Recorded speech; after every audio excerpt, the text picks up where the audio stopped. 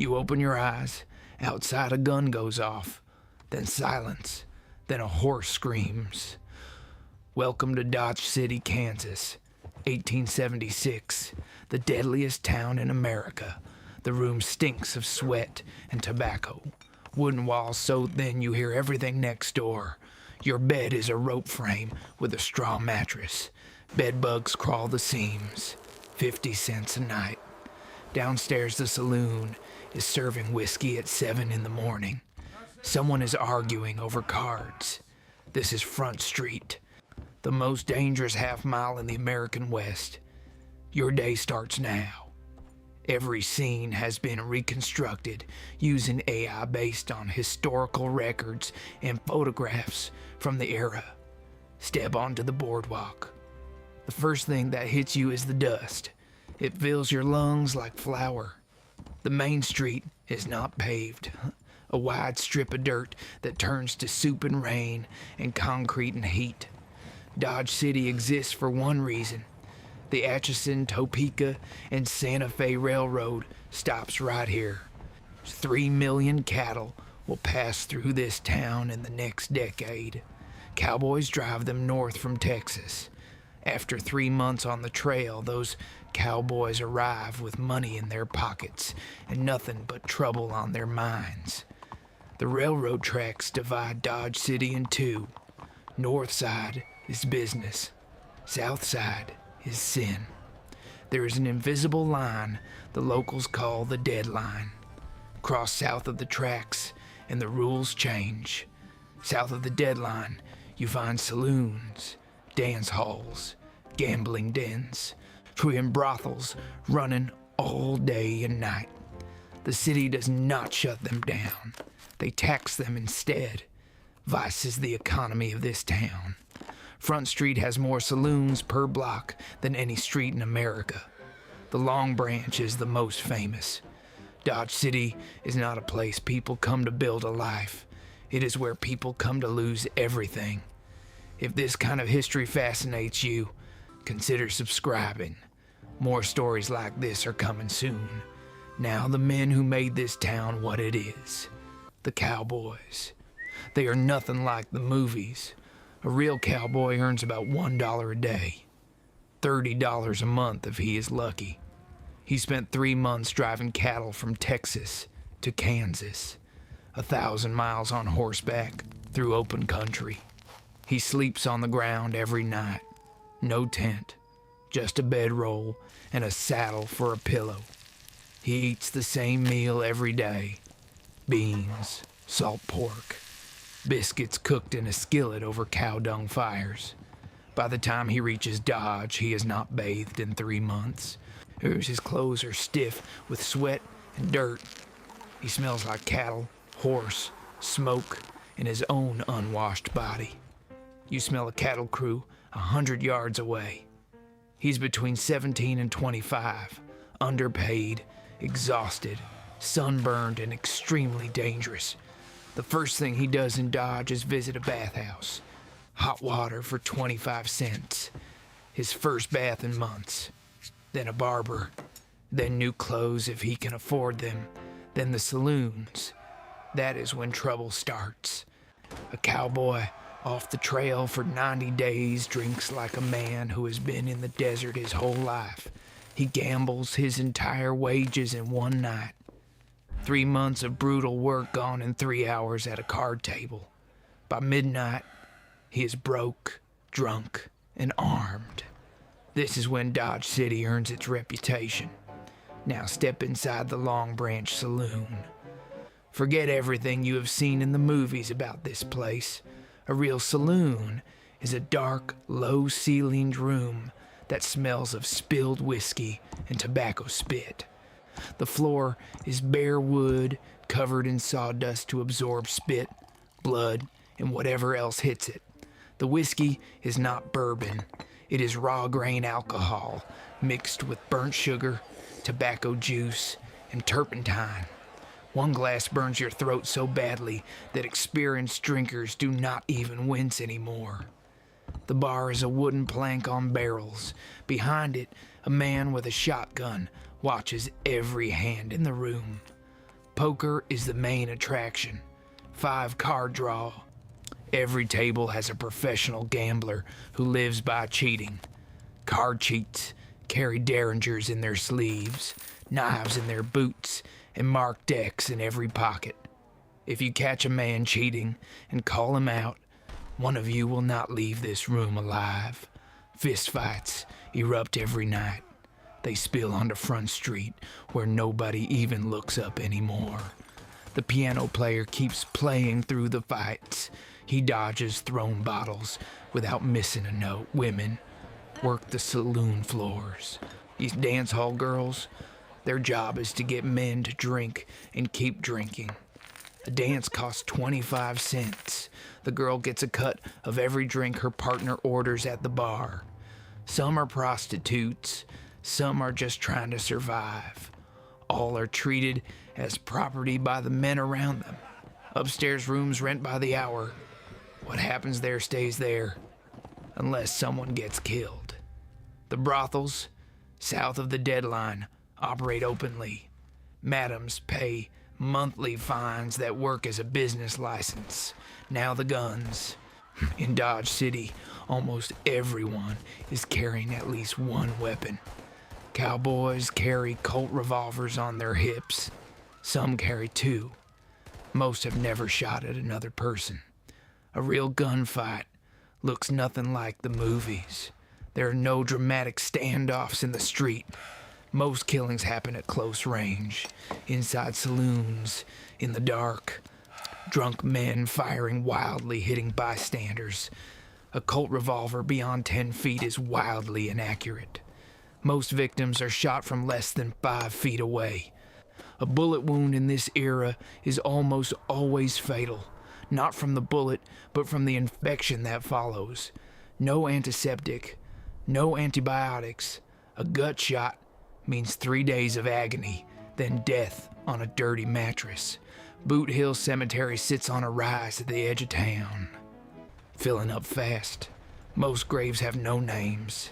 Men die from gunshots, knives, trampling, falls from horses, cholera, dysentery, and bad whiskey. The average age at Boot Hill is 27, but most were dead within a year of arriving in Dodge. If you ever romanticize the Wild West, Boot Hill is where that fantasy gets buried in an unmarked grave. Dodge City has 1,200 people. It averages 1 killing every single month. No police force, no courthouse, no real jail. Just a marshal and his deputies against all of it. If this is changing how you see the Old West, that like button really helps this channel grow. The law in Dodge City is held together by men barely less violent than the people they arrest. Wyatt Earp arrives in Dodge as assistant marshal. 28 years old and already dangerous. Earp does not fit the movie image. Tall and thin with a thick mustache and cold, pale eyes that rarely blink. He enforces law with a method called buffaloing. He walks up behind a man and cracks his skull with a pistol barrel. No warning shots, no speeches. A fast walk and a 6-pound piece of steel against the back of a skull. Masterson is the county sheriff, 22. A gambler who carries a gold-headed walking cane everywhere. Masterson already killed a man in a gunfight before becoming sheriff. The voters did not mind. These lawmen are not heroes. They are violent men hired to control even more violent men.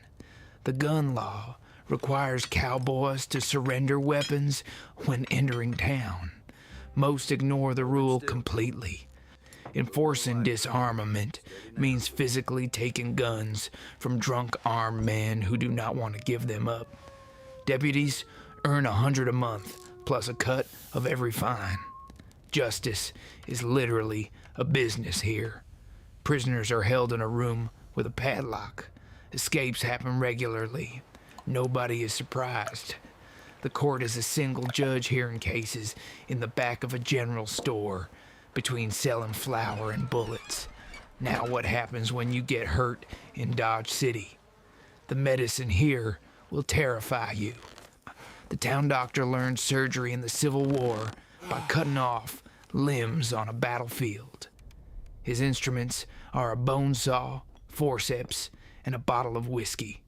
The whiskey is anesthesia and antiseptic. Break a leg badly, and it gets amputated. If the wound gets infected, you die within a week. Dentistry means iron pliers and someone strong enough to hold you down while the tooth comes out. Laudanum is the painkiller. Liquid opium mixed with alcohol. Sold over the counter at every general store. Half the town is addicted to it. Housewives, shopkeepers, bartenders, even the marshal keeps a bottle in his desk. Cholera sweeps through every summer. The water comes from wells dug too close to outhouses and graves. Dysentery is constant. Nearly everyone gets it. They call it the prairie quick step and keep working. Venereal disease is everywhere. No cure. Mercury treatments make it worse and slowly poison you to death. Now the sun goes down over Dodge City. The town you saw by day is about to become something else. Gas lights flicker on along Front Street. Piano music starts in every saloon. The night shift begins. The cattle crews come in from the holding pens. Hundreds of young armed men flooding the saloons at once. The noise is overwhelming. Pianos, shouting, glass breaking, gunshots in the distance nobody reacts to. Fights break out every few minutes. Two men wrestling in the dirt while a crowd forms and places bets. A cowboy fires his revolver into the air at full gallop down the main street. Nobody tries to stop him. Deputies walk in pairs after dark. Single deputies have been beaten and stabbed in alleys behind the saloons. By midnight, the street is a battlefield. Drunks in the dirt, blood on the boardwalk, a body behind the Long Branch. The undertaker is the busiest man after the bartender. $10 for a pine box and a hole on Boot Hill. Most bodies are buried next morning before the heat gets to them. No ceremony, no family, just a hole and a marker. By 2 a.m, Dodge goes quiet. The survivors sleep it off. The dead are stacked outside the undertaker. Sun rises and everything resets. Sawdust swept, blood covered, saloons open. Dodge City repeats. This happens every day from May through October. Cattle season. 5 months of controlled chaos every year. After cattle season, Dodge goes quiet. Saloons half empty. Deputies bored. The town waiting for the next wave. Now what the movies never told you about the real Wild West. This is the part that matters. Cowboys are not romantic heroes. They are migrant laborers doing backbreaking work for almost no money. The average cowboy cannot read or write. He owns his horse, his saddle, his boots, and maybe a revolver. He will never own land, never marry. He works cattle until his body breaks, then disappears completely. Most retire by 30. Bodies destroyed. Bad knees from riding, bad backs from falls, hands that cannot grip. The ones who survive end up as drunks or drifters. Nobody writes songs about how their story ends. Women in Dodge have almost no legal rights. A wife cannot own property. A prostitute cannot testify in court. Dance hall girls earn more than most working men, but they are one bad night away from being thrown out. Children grow up hearing gunshots as background noise.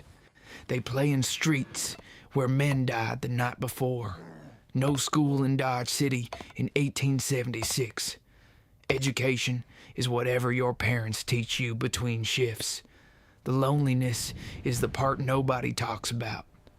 A cowboy on the trail sees only his crew for months. Letters take weeks.